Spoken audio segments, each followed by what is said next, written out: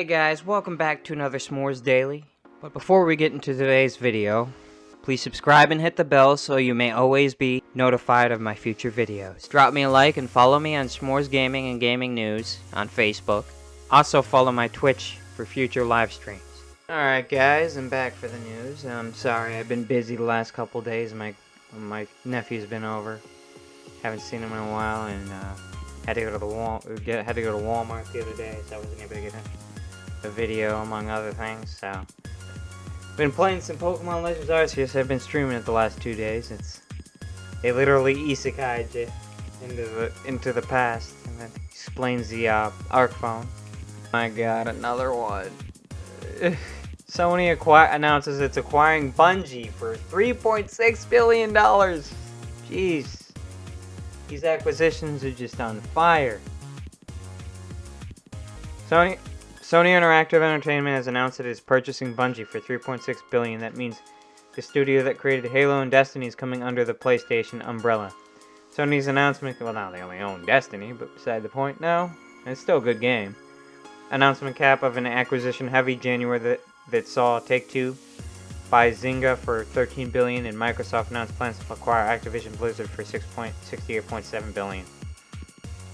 Bungie posted a blog discussing the acquisition, saying that it will continue to independently publish and creatively develop our games, and the SIE's first most immediate influence will be an acceleration in the studio's hiring process. Bungie states that it's staffing up for Destiny 2 as well as all new worlds beyond Bungie.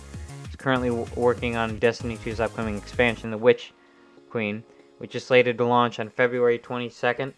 The game's next update, Lightfall, is tentatively set for this year. Yeah, dude, just companies acquiring companies, man. It's just getting wild out there. I mean, Bungie's still a big deal, but it's just consolidation all over the place. I'm not surprised anymore at whatever is happening in the gaming industry. And let's see what else we got on here. Final Fantasy VII Remake director Tetsuya Nomura promises even more new Final Fantasy. I think that's is that 14? I'm not really versed in Roman numerals. It's a 5. It's 12. I have no idea. In the comment section, if anybody wants to tell me what number that is, I don't know. Anyways, 2022 is a special year for the Square Enix Final Fantasy franchise. Not only is it the series' 35th anniversary, but I think there's a Final Fantasy game that was just announced recently. It's coming out in a couple months now. Not only is the series' 35th anniversary, but it is also the 25th anniversary of Final Fantasy VII. Take a moment to breathe if you need it. That one hit us like a gut punch, too. To celebrate Final Fantasy 25th anniversary of what is considered by many to be the most popular Final Fantasy game in the entire series, FF7. Yeah, that's 7. Director Yoshinori Kitase and Final Fantasy VII Remake director Tetsuya Nomura shared some words about the series means to them. They also teased some exciting developments in the universe of Final Fantasy VII related games. Wasn't this supposed to be like an ever-expanding game with add-ons continuing the story or something? I don't remember. I never played the original Final Fantasy VII, but I think there was supposed to be more to the remake in terms of DLC. I haven't seen one yet, so. With all these exciting projects, Final Fantasy VII Remake, Final Fantasy VII, The First Soldier, Final Fantasy VII Ever Crisis, I get a real sense of how more and more people are supporting Final Fantasy VII and more rights. Wait. I would have seen these on PlayStation 4 unless they're only on PlayStation 5 or PC. I have no idea. Sounds like they have more in store for Final Fantasy VII. And with that, I'll leave this article here. I mean, I could read all of it, but you guys get it. Let's see what else we got here. This was from a couple days ago, so it's January 27th that I'll mention it. Star Wars, so you know that game, Star Wars 1313, that got axed? There's some unseen gameplay shows Boba Fett giving chase on Coruscant. Star Wars 1313 is basically a relic of the past now. It was first announced way back in 2012. And at E3 that year, we got a glimpse of what to expect in the Uncharted-esque bounty hunter title. It looked great too.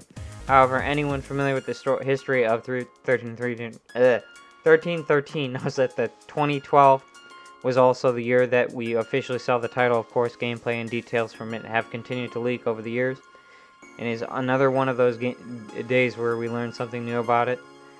That's because new and unseen 1313 footage has leaked online just a day after the latest episode of the Book of Boba Fett, no less, which held surprise for Star Wars video game fans. This time the footage features Boba Fett chasing after some people in the Advanced Jedi headquarters city of Coruscant. And like previous 1313 footage that leaked online, it's clearly a work in progress, or rather a snapshot of what was once a work in progress. That looks great though. It begins with a much more detailed Coruscant marketplace before Boba Fett gets chased, and it's during the chase sequence we see a much less detailed exterior of Coruscant's buildings. You can also see the Uncharted inspiration all over it, to which it isn't surprising given the Uncharted 2 directors Amy Hennig, I think I pronounced that correctly, I probably butchered that name, I don't know, was attached to the game at one point. This reminds me of that one, I think it was Star Wars Bounty Hunter. I don't know, it was an older Star Wars game. I remember playing Star Wars Bounty Hunter. I don't remember what console, it's been a long time. But that's what that reminds me of. You need more games like with the bounty hunting in Star Wars now. Microsoft, this was from a while the other day too. Microsoft to eventually stop billing dormant Xbox Live Gold and Game Pass subscriptions. Microsoft is adopting a more consumer-friendly approach to auto renewals. Microsoft could save you some money if you have a dormant Xbox Live Gold or Game Pass subscription and forget to cancel your membership, or at least if you're in the UK for now. The company has announced that this new measure is per a voluntary agreement with the UK's Competitions and Market Authority, CMA, and the CMA has been actively investigating auto-renewal subscriptions for all major gaming platforms since 2019, though neither Sony nor Nintendo has publicly commented on any changes to their services.